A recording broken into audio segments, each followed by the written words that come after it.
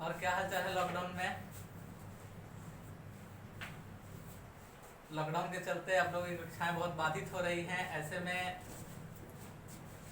आपको कुछ लाभ पहुंचाया जा सके, क्योंकि आप 10वीं में हैं, अगले वर्ष परीक्षाएं होंगी, तो इसलिए अभी आपका बहुत कम चैप्टर पूरा हो चुका है। हमने केवल फिजिक्स के पहले चैप्टर में प्रकाश का परावर्तन पढ़ा था और अपवर्तन के बारे में थोड़ी सी बातें पढ़ी थी। तो इसलिए आपके लिए, आपकी सुविधा के लिए ऑनलाइन कक्षाएं आयोजित की गई हैं। हमने अपवर्तन पढ़ा था, फिर से हम आपको याद कराना चाहेंगे प्रकाश के अपवर्तन में कि जब कोई प्रकाश की किरण किसी एक माध्यम से दूसरे माध्यम में प्रवेश करती है तो उसके दिशा में परिवर्तन होता है। आपको पता है, आपने इसका रिवाइज भी किया होगा। तो जब प्रकाश की किरण एक माध्यम से दूसरे माध्यम में प्रवेश करती है तो उसके दिशा में परिवर्तन होता है और ये घटना प्रकाश का अपवर्तन कहलाती है। आपने सघन माध्यम, विरल माध्यम, ये सारी बातें पढ़ी थी। अब हम लेंस से स्टार्ट करेंगे। दर्पण में परावर्तन होता है और लेंस में अपवर्तन होता है। तो सबसे पहले हम जानना चाहेंगे कि लेंस क्या है। तो बच्चों, लेंस जो है वो एक ऐसा क्षेत्र होता है जो दो पारदर्शी माध्यमों से घिरा होता है। जैसे यहाँ पे हम चर्चा करेंगे, ये खोखला गोला है, एक और खोखला गोला है, दो खोखले गोले हैं, और इन दोनों से जब हम कोई भी एक टुकड़ा काटते थे, जैसा कि आपको दिखाते हैं, दर्पण में आपको बताया गया था कि ये कोई खोखला गोला है और इसको हम जब कट कर लेते हैं और एक भाग को रजतित कर देते हैं तो ये दर्पण का निर्माण होता है। पर जब यही दो टुकड़ों को जब हम जोड़ देते हैं, एक पारदर्शी माध्यम का निर्माण करते हैं, तो ये एक लेंस का निर्माण करता है। तो लेंस जो है वो पारदर्शी माध्यम से घिरा एक ऐसा क्षेत्र है जिसमें या तो दोनों जो इसके टुकड़े होते हैं, जो दोनों अर्धक होते हैं, वो दोनों या तो गोलीय टुकड़े का भाग होते हैं या इसमें से कम एक भाग गोलीय होता है। तो मुख्यतः जो लेंस है, लेंस को दो भागों में बांटा जाता है, उत्तल और अवतल। उत्तल और अवतल, आप दर्पण में इन शब्दों से परिचित हैं। तो यहाँ पे हम आपको समझाना चाहेंगे कि उत्तल लेंस क्या है। ऐसा लेंस जिसकी जो अपवर्तक सतह होती है, प्रकाश की किरणें जहां पे आती है वो उभरी हुई होती है, तो उसको हम क्या कहते हैं? उत्तल लेंस कहते हैं। ये देखेंगे, ये उभरा हुआ है क्षेत्र। और अवतल लेंस क्या है? जिसकी अपवर्तक सतह जो होती है वो धंसी हुई होती है, तो उसे हम क्या कहते हैं? उसे हम अवतल लेंस कहते हैं। तो ये उत्तल लेंस है, अवतल लेंस है। कई बार परीक्षाओं में पूछ देता है उत्तल लेंस और अवतल लेंस में अंतर बताएं। तो इसका मुख्यतः क्या अंतर है कि उत्तल लेंस किनारों की अपेक्षा बीच में मोटा होता है और अवतल लेंस बीच में पतला होता है। ये किनारों पे पतला होता है, ये किनारों पे मोटा होता है। आगे हम इसके बारे में और भी चीजें पढ़ेंगे। हम लेंस से संबंधित शब्दावली के बारे में जानेंगे कि लेंस से संबंधित क्या क्या टर्म होते हैं जिसका हम आगे उपयोग करने वाले हैं। तो हम लेंस में लेते हैं, सबसे पहले हम उत्तल लेंस लेते हैं और इसके विभिन्न पदों को समझने की कोशिश करते हैं। ये देखेंगे, जिस तरह से दर्पण में होता था कि दर्पण के मध्य बिंदु को क्या कहते थे? याद होगा आपको, दर्पण के मध्य बिंदु को ध्रुव कहा जाता था। पर ये जो लेंस है, लेंस का जो मिड पॉइंट होता है, मध्य बिंदु होता है, इसे प्रकाशीय केंद्र कहा जाता है। ऑप्टिकल सेंटर, इसे ओ से इंडिकेट करते हैं, ये ऑप्टिकल सेंटर है। और इसका परिभाषा हम देते हैं कि किसी भी लेंस का वह बिंदु जिससे होकर गुजरने वाली प्रकाश की किरण सीधे निकल जाती है। किसी भी लेंस का वह बिंदु, आपको पता है जब प्रकाश की किरण एक माध्यम से दूसरे माध्यम में प्रवेश करती है तो उसके दिशा में परिवर्तन होता है। तो ये लेंस है जो शीशा से बना हुआ है, शीशा है, ये इधर हवा से या और भी किसी माध्यम से दूसरे माध्यम में प्रवेश कर रहा है, तो इसकी किरणों को मुड़ जाना चाहिए था, इसके दिशा में परिवर्तन होना चाहिए था। किंतु किसी भी लेंस का वह बिंदु जिससे होकर गुजरने वाली प्रकाश की किरण बिना अपवर्तन के सीधे निकल जाती है, वो बिंदु प्रकाशीय केंद्र कहलाता है और इसे ओ से सूचित करते हैं। ये प्रकाशीय केंद्र है।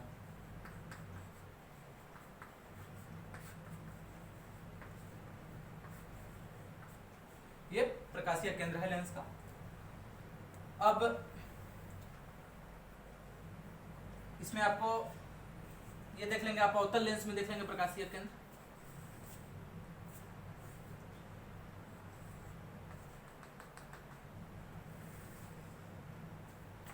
ये मिड पॉइंट है, ये प्रकाश की किरणें आ रही है, सीधे निकल जा रही है, और ये प्रकाशीय केंद्र है। इसके बाद हम जानेंगे लेंस में फोकस क्या है।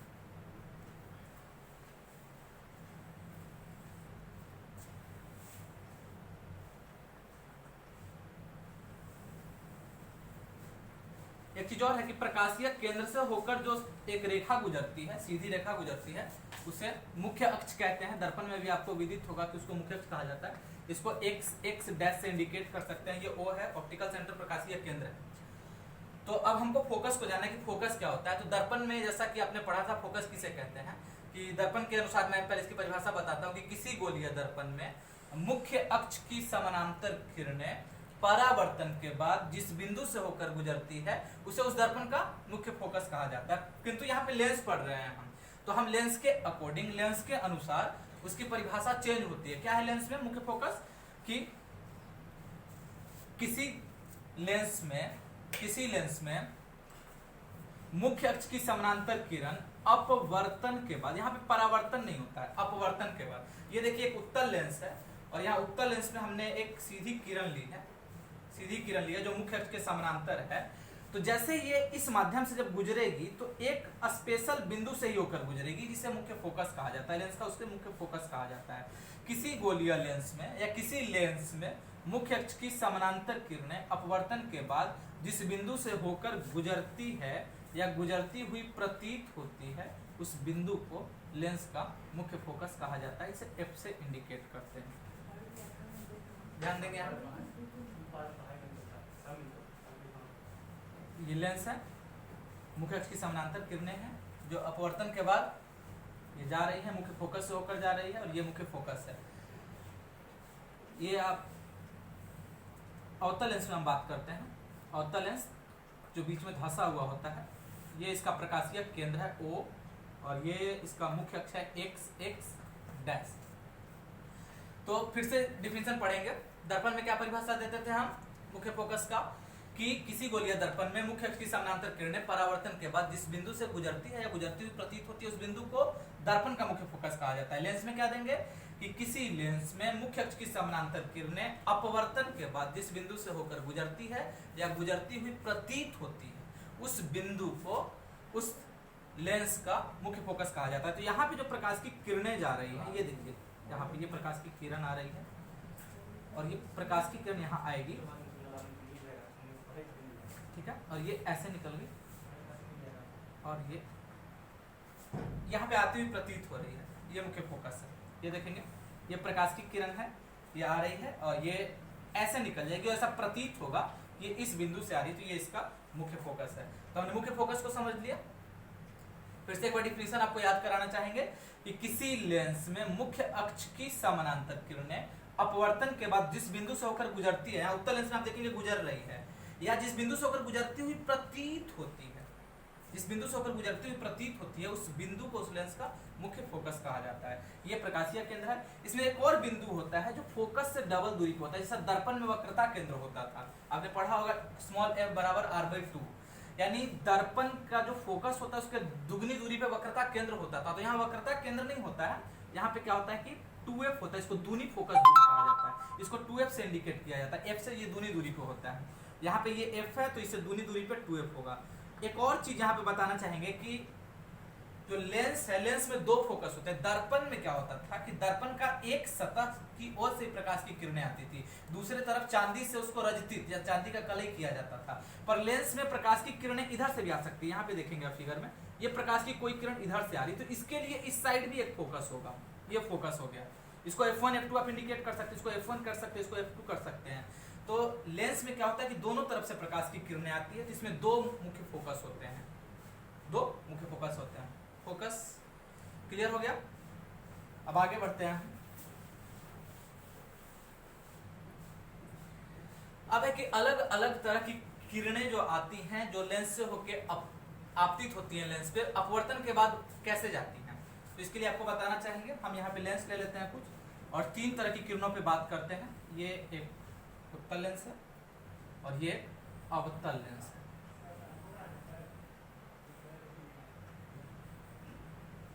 ये अवतल लेंस है। एक और यहाँ पे बना लेते हैं, पहले ध्यान देंगे आप लोग। ये एक अवतल लेंस,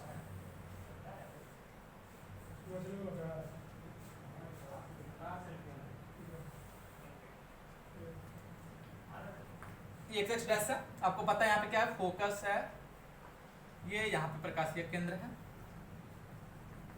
ऐसा आप बना लेंगे अपने। ये एक्स एक्स डैश मुख्य अक्ष है, ये प्रकाशीय केंद्र है। फोकस आप ले सकते हैं इस साइड भी, इस साइड भी ले सकते हैं फोकस, दोनों तरफ फोकस होता है। आपको बता दिया गया कि लेंस में दो मुख्य फोकस होते हैं। कई बार ऑब्जेक्टिव में 2018 में ये क्वेश्चन पूछा था कि एक लेंस में कितने फोकस होते हैं, तो दो फोकस होते हैं, दोनों तरफ से किरणें आती हैं। तो इस तरह का ऑब्जेक्टिव क्वेश्चन पूछ देता है। आपको पता है कि एग्जाम में 50% जो क्वेश्चन है वो ऑब्जेक्टिव होते हैं। तो अब यहाँ पे देखेंगे कि लेंस में विभिन्न तरह की जो प्रकाश की किरणें आपतित होती हैं उनका अपवर्तन कैसे होता है।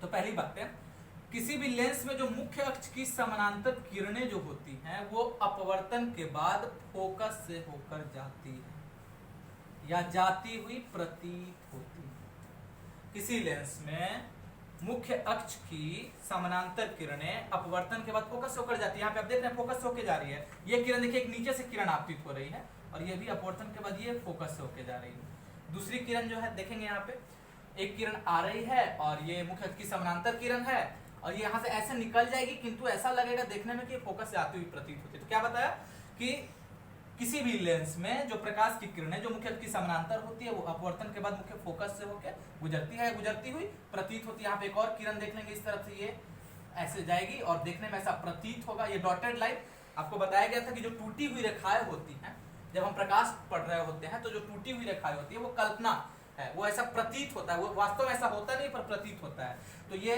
जो है अवतल लेंस में मुख्य अक्ष की समानांतर किरणें हैं, अपवर्तन के बाद ऐसे निकल जाती है और देखने में ऐसा लगता है कि फोकस से आती हुई प्रतीत हो रही है। ये बातें आपको याद रखनी है कि जो भी मुख्य अक्ष की समानांतर किरणें हैं वो अपवर्तन के बाद फोकस से होकर गुजरती है। दूसरी किरणों की हम बात करते हैं। अगर कोई प्रकाश की किरण प्रकाशीय केंद्र से होकर गुजरती है तो वो बिना मुड़े, बिना अपवर्तन के सीधे निकल जाती है। लेंस उत्तल हो या लेंस अवतल हो, इसमें दूसरी प्रकार की हम किरणों की पढ़ रहे हैं। अगर कोई किरण ऐसे आपतित हो रही है, कोई प्रकाश की किरण, कोई वस्तु यहाँ पे रखी हुई, कोई इससे प्रकाश निकल रहा है और इस तरह से आपतित हो रहा है लेंस पे कि उसके प्रकाशीय केंद्र से होकर गुजर रहा है। पता है आपको, ओ से इंडिकेट किया जाता है प्रकाशीय केंद्र को।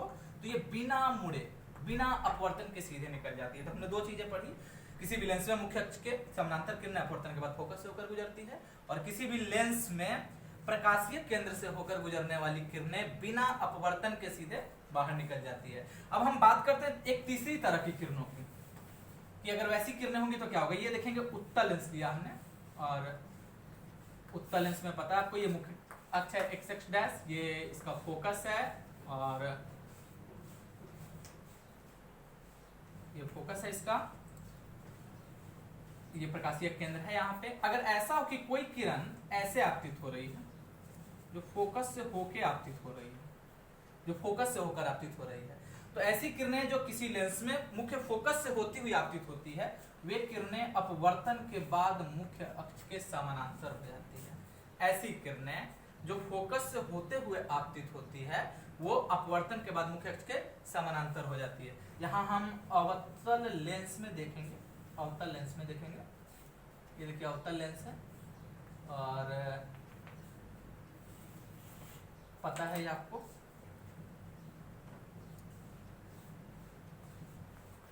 ये प्रकाशीय केंद्र है और ये इसका मुख्य अक्ष है। ये देखेंगे मुख्य अक्ष है एक्स एक्स डैश और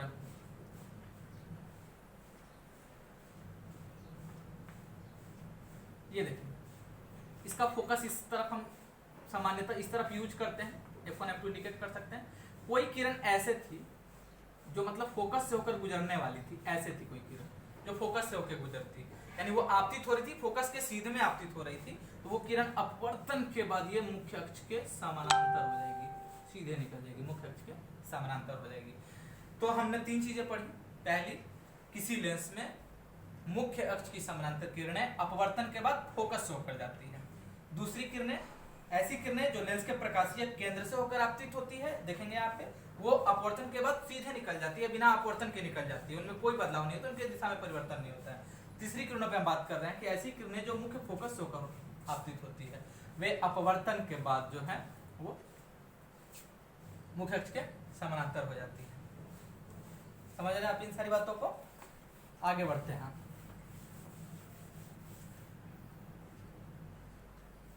अब हम बात करते हैं कि लेंस के द्वारा अलग अलग स्थितियों में रखी गई वस्तुओं का प्रतिबिंब का निर्माण कैसे होता है। ठीक है, आज हम कुछ प्रतिबिंब बनाना सीख लेंगे, बाकी अगले क्लास में उस पर बात करेंगे। तो पहले कुछ प्रतिबिंब बनाना सीख लेते हैं, ठीक है। तो उत्तल लेंस में हम पहले सीखते हैं अलग अलग स्थितियों पे रखी वस्तुओं का प्रतिबिंब बनाना। ये देखेंगे, एक हमने उत्तल लेंस लिया, ये मुख्य अक्ष है, यहाँ पे हम फोकस इंडिकेट करते हैं, दोनों तरफ फोकस इंडिकेट कर देते हैं, F1 F2 कर देते हैं।